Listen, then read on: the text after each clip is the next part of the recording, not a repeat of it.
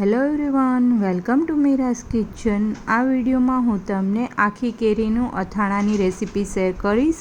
બહુ જ ફાઇન બનશે અને બહુ જ ગમશે બધાને। તમે આવેથી ટ્રાય ના કરી હોય તો એકવાર શ્યોર ટ્રાય કરજો। આપણે મસાલો બી એકદમ બહાર જેવો જ બની અને રેડી થશે એ ટાઈપનો બનાવીશું। ચલો જોઈ લઈએ રેસીપી। તો આખી કેરીનું અથાણું બનાવવા માટે અત્યારે મેં આવી રીતના મીડિયમ સાઇઝની કેરી આખી લઈ લીધી છે। કેસર કેરી જ લીધી છે। આને દાબડા કેરીનું અથાણું બી કહે છે અને બહુ જ ફાઇન બની અને રેડી થશે। જો તમે આ વેથી આખી કેરીનું અથાણું ના બનાવવું હોય ક્યારેય તો આ ટ્રાય કરજો, બહુ જ ફાઇન બનશે અને બધાને ગમશે। પહેલાં તો આપણે ઉપરનો ભાગ છે કેરીનો એક કટ કરી લેવાનો આવી રીતના અને પછી આપણે કટ કરવાનું છે। કેરી આખી કટ નથી કરવાની, આવી રીતના હાફમાં આટલો અહીંયા સુધી લેવાનું છે અને પાછું આવી રીતના ક્રોસ થાય એવી રીતના નાઇફ છે એ થોડું ધારવાળું હોય વધારે એ જ લેવાનું, જેથી કરીને કેરી તૂટે નહીં અને ઇઝીલી તમે અંદરથી ગોઠલી રિમૂવ કરી શકો। આવી રીતના જે ગોઠલી અંદર હોય એને રિમૂવ કરી દેવાની છે નાઇફની હેલ્પથી।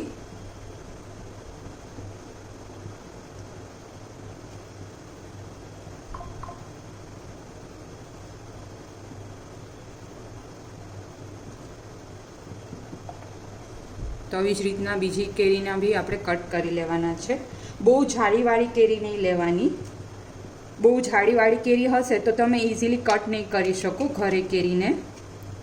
આવી રીતના પહેલાં તો આવી રીતના એક કરવાનું અને પછી પાછું ક્રોસમાં અને સાવ નીચે સુધી આપણે કટ નથી કરવાની। બહુ નીચે સુધી કટ કરશો તો ઇઝીલી તૂટી જશે, બધી ચીર અલગ અલગ થઈ જશે। આપણે અત્યારે ચીરને અલગ નથી રાખવાની, કમ્બાઈન જ રાખવાની છે।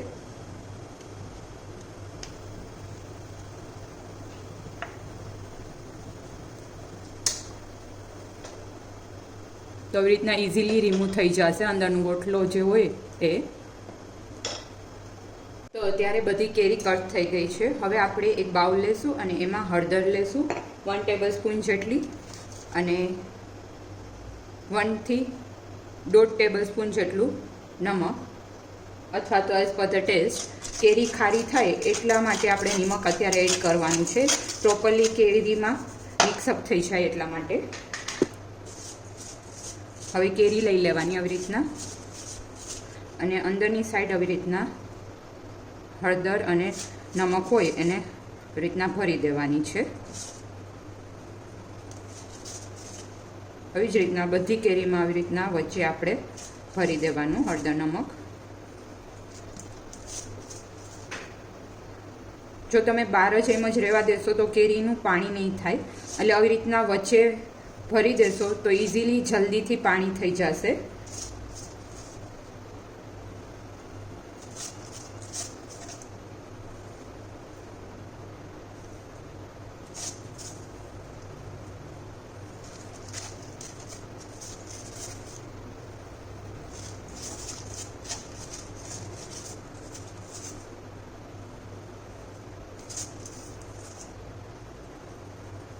આવી રીતના આને હલાવતું રહેવાનું અને એમ જ રાખી દઈશું। ક્યારેક ક્યારેક હલાવતા રહેવાનું જેથી કરીને કેરીમાંથી પાણી છૂટવા માંડશે, નિમકનું પાણી થઈ જશે એટલે। તો અત્યારે કેરી એકદમ પલળી ગઈ છે અને મેં અંદાજે 24 કલાક જેવા રાખી હતી પાણીમાં। આવી રીતના યલો થઈ જાય એટલે પલળી ગઈ હોય પ્રોપરલી।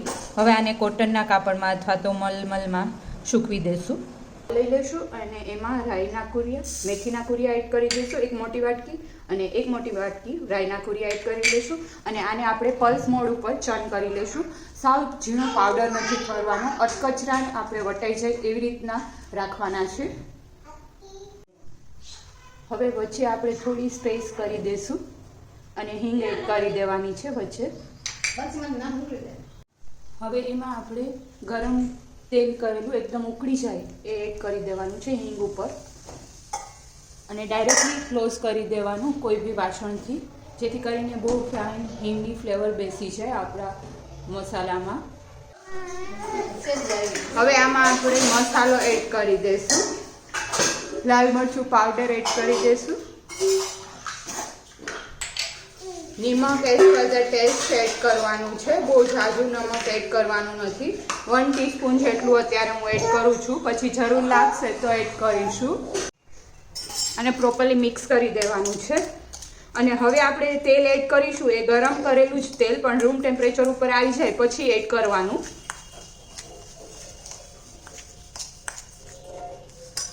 બને ત્યાં સુધી આપણે કાશ્મીરી લાલ મરચું પાવડર જ એડ કરીશું, જેથી કરીને એકદમ ફાઇન કલર આવી જશે. આપ જોઈ શકો છો બહાર જેવો મસાલો મળે એ રીતનો જ કલર આમાં આવી ગયો છે. હવે આમાં આપણે રૂમ ટેમ્પરેચર ઉપર તેલ આવી ગયું છે તો થોડું એડ કરી દઈશું, જેથી કરીને મસાલો એકદમ ગળી જાય.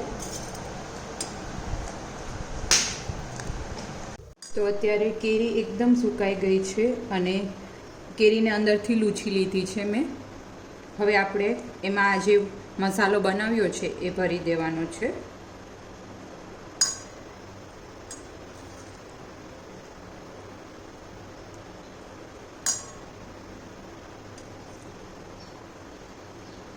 આવી રીતના બધી કેરીમાં મસાલો ભરી દેવાનો. અને એક બરણી લઈ લેશું, જેથી કરીને મસાલો ભરાઈ જાય એટલે ડાયરેક્ટલી આપણે કેરી એમાં મૂકતા જશું.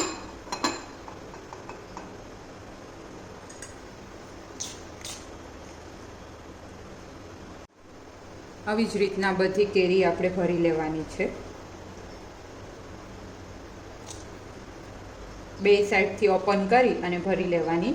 આ અથાણું બહુ જ ફાઇન લાગે અને રેગ્યુલર આપણે કેરીની કટકા કરી અને અથાણું તો બનાવતા હોઈએ, પણ આવી રીતના તમે ક્યારેય ટ્રાય ના કર્યું હોય તો શ્યોર બનાવજો. બહુ જ ડિફરન્ટ લાગશે. ઉપરથી હવે આપણે તેલ એડ કરી દઈશું અને આને આપણે બહાર જ સ્ટોર કરીશું, એટલા માટે ડૂબડૂબા તેલમાં જ આપણે રાખવાનું રહેશે આ અથાણું.